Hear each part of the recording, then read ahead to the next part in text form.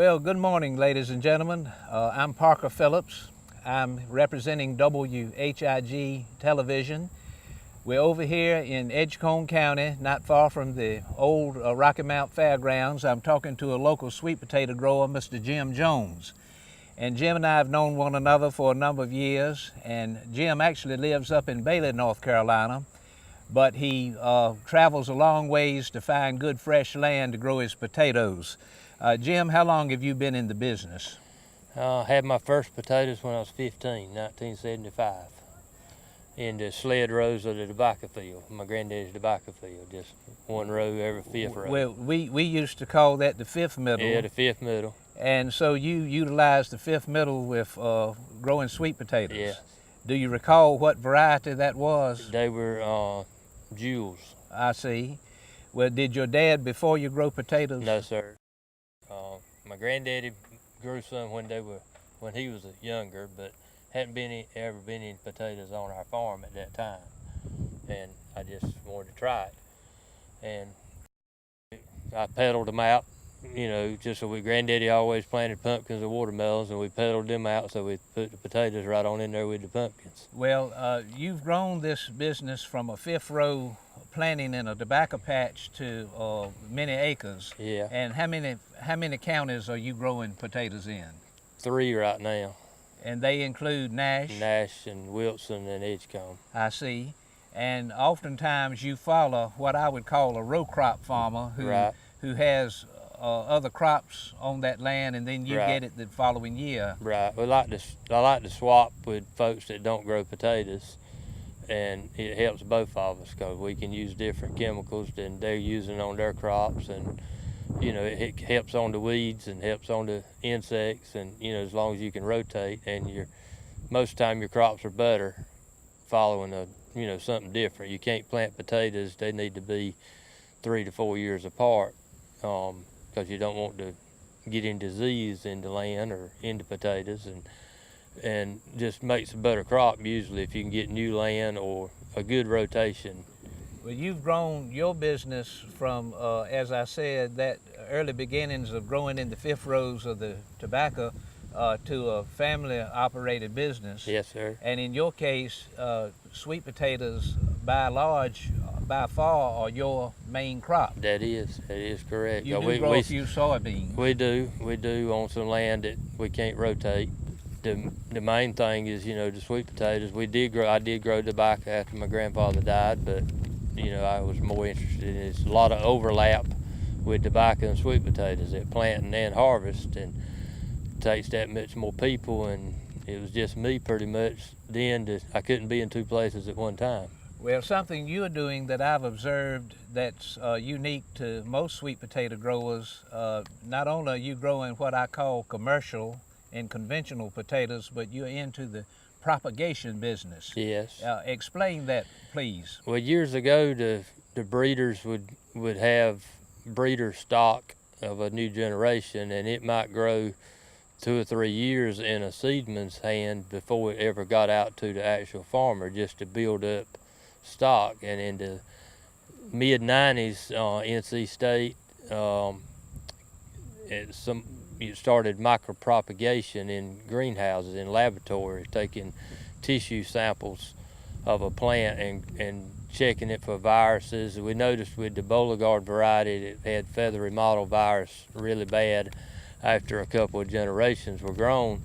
So having a clean plant to start with, which is what we do now, we buy plants and put them in the greenhouse. I actually put mine in January from NC State University that have been gone through a tissue cultured process, which they're virus tested. They don't have any viruses, and that's back to what we would call a mother plant, which is a first generation root that we can we can grow out and sell as either a first generation of G1, or we can bed it and make plants off of beds and sell to ourselves or other growers for a second generation.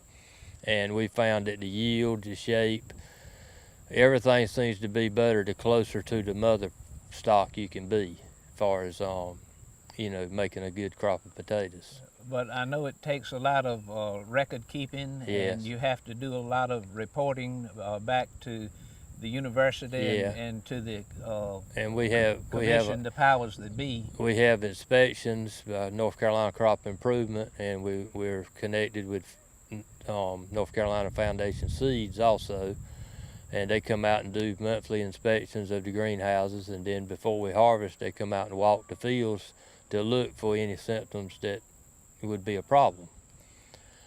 Well, now, in that regard, you how many would you estimate how many growers are in the micro propagation like yourself? I think Not many. I think we have 11 out of there's about 400 sweet potato growers in North Carolina, and 11 of us do the greenhouse operation pretty much, and supply North Carolina and other states and even Canada with plants or seed. How many years have you been into the micro I think propagation? 1998, I think, was the first year we had plants in the greenhouse from the university. Did somebody suggest to you, why don't you do this, or did you get the Well, idea? I got extension agent. I had already Was built that Billy Little? Billy Little. Absolutely. Billy Little brought me 2 bags of sweet potatoes that had been through this process. Mm-hmm. I had already built 8 or 10 small cold frame greenhouses because we had seen that having potato plants in the greenhouse potatoes bedded in the greenhouse, you could get started planting a couple to 3 weeks earlier than you could off the outside beds. And at that time, the earlier you could have them, most of the time the price was a little better for harvest. And so he brought me these 2 bags, and we bedded them in the same greenhouse with other registered, which had gone through the certification, but the old method, registered seed, and we kept them separate when we planted them in the field, and they just tremendously made a big difference in the yield and the shape. So that's what made me a believer right then, that's the route we needed to go.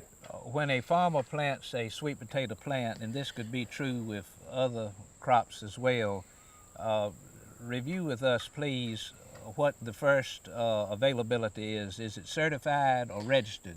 Well, right now it's called a generation. It's G1 is the best thing you can buy. That would come from somebody that's grown a plant that they got from the university, took cuttings from it in the greenhouse and multiplied them, and then planted that plant in the field once it got warm enough, like late April, to plant them.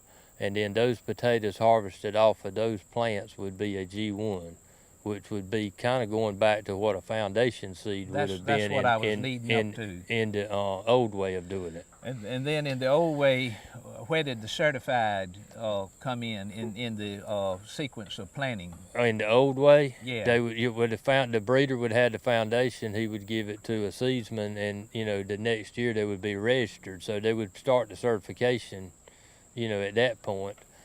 But now we start right with the our plants that we get from the university are actually certified as virus indexed and micro-propagated and true to type for all the different varieties that we grow.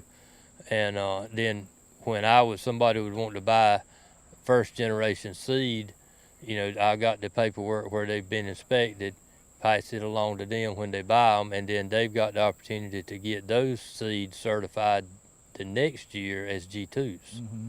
Well, coincidentally, this field we are in, these are experimental potatoes as we speak. Right. They are considered what? G what? These would actually be G2s. I see. And so they still are identified by a number or a code. They've got a certification. And they're not really on the market to the average farmer as yet. Well, yeah, they are for sale, as seed. Yeah. A lot of the growers are buying, there's a price increase for the G1s versus the G2s, and you don't want to go past the G3 because every year you get a little bit more buildup of virus and all that, so you're just multiplying it each year you go farther out. So the closer you stay to the mother plant, the less virus you're gonna have. Well, as we speak, and ladies and gentlemen, we're out here in this 40-acre field, and they have harvested over half of it, but we can look across the field and see all these potatoes that have been dug and exposed. Jim is working against the threat of this tentative hurricane that's off the coast, and hopefully that's passed on.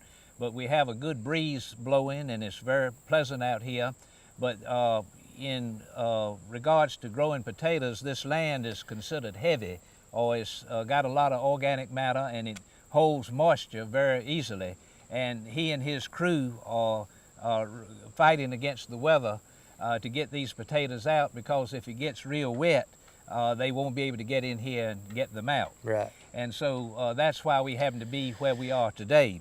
Now, Jim, as time has gone forward, the fact of growing potatoes has grown from a roadside type availability, farmers market type availability, to worldwide acceptance. Mm-hmm. And a lot of that has come from the Sweet Potato Commission. That's correct. And what the commission has done to promote potatoes overseas.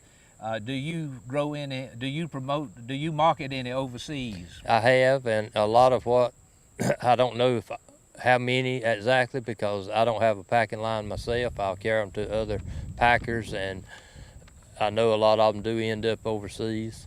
But yeah, the Sweet Potato Commission goes over and, advertises and promotes sweet potato along with NCDA, and all us sweet potato growers fund a lot of that promotion and assessing ourselves $15 an acre for every acre we plant. And that money is used to help promote, and it's really grown, because the export market now is about 1/3 of what we grow, and it's growing each year. Well, under the auspices of Commissioner Steve Troxler in the North Carolina Department of Agriculture, they came up with a slogan a few years ago, "Got to be NC." That's right. And that's like a marketing brand that is put on a lot of the produce and crops grown, and the sweet potatoes amount to a big part of that. Right. What are some of the diversified products that come from sweet potatoes now, beyond just the sweet potato itself? Mm-hmm. Well, you got the baby foods, you got dog food. Dogs really love sweet potatoes, and they, you got purees. They're making alcohol out of sweet potatoes, vodka. It seems like potato chips, French sweet potato fries. A lot of different new stuff is coming out. And through the promotion of the Sweet Potato Commission, in part, and maybe some other efforts, I've seen a lot of sweet potatoes now on salad bars and steakhouses that complement or accompany the French fries you mentioned. And all of that. Also, I've seen where individual potatoes are put in plastic bags and are microwavable. Yeah, shrink wrapped. That's shrink wrapped, and that's become a big, quick way. Yeah. Quick way to eat. Well, to grow good potatoes, I just alluded to this heavy land, which the land looks real good to me, but I know how it can be heavy. What kind of land is ideal for potatoes? Just a good sandy loam, good well drained. Potatoes don't like wet feet. They can't sit in the water, they'll rot. Don't like to have a lot of rocks, because that skins them when you plow them up. So just some good sandy loam land works the best.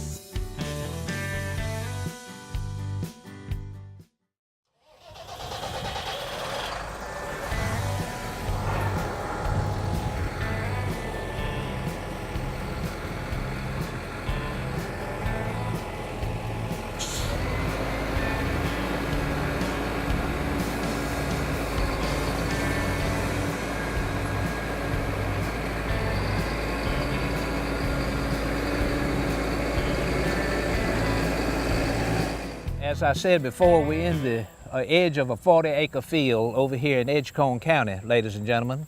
And Jim, for you to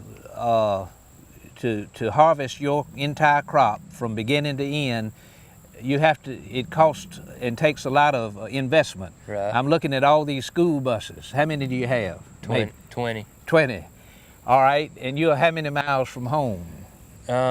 For 35 maybe from home. You have to have 20 so you can have maybe 15 that'll get here. Well, not only that, but you are unloading with a forklift. These Yeah. wooden boxes are unloaded with a forklift and put in your storage building. Right.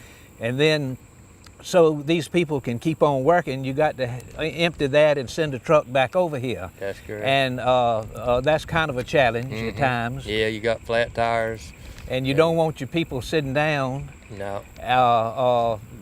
They're out here to work, and so you have to juggle all of that. Yeah. When you start planting, your potatoes are transplanted. That's correct. That means you have a machine hooked to your tractor with people riding on it, putting the actual plants, and they're being stuck into the ground. Two people per row. Sweet potatoes is very labor intensive. Well, that's what I was leading up to. Most of our sweet potato growers grow them on a bed. That's correct. Not in a greenhouse. Right. And therefore, it takes people to go out there and pull those slips. That's what people call them. Cut the slips. We don't pull them anymore. Okay. Because we've transferred. That's how you transfer disease. Is by pulling plants. You need to cut them 1 inch above ground, and they'll root. A lot of customers over the years have said, "I don't want to cut plant; it won't live." But we've sent them to them, and now they're tickled to death. So I never thought it would root. So now you are getting away from the pulling. Yeah, we hadn't pulled any plants since the 90s. A lot of housewives can relate to this. They remember getting just a slip from a potato and putting it in a water jar by the sink, and it would root. Yeah. And that's what you all and other sweet potato growers are doing on a big level. Basically, that's the norm now. Right. Well, about what time of year does that occur? We'll bed potatoes usually mid-March. We want the ground temperature, we want to be out of the freezing weather, even though we're going to cover them with clear plastic to help keep them warm. But usually about mid-March to the 1st of April, most people are bedding potatoes, and then by the last week of May, plants are normally ready on the beds.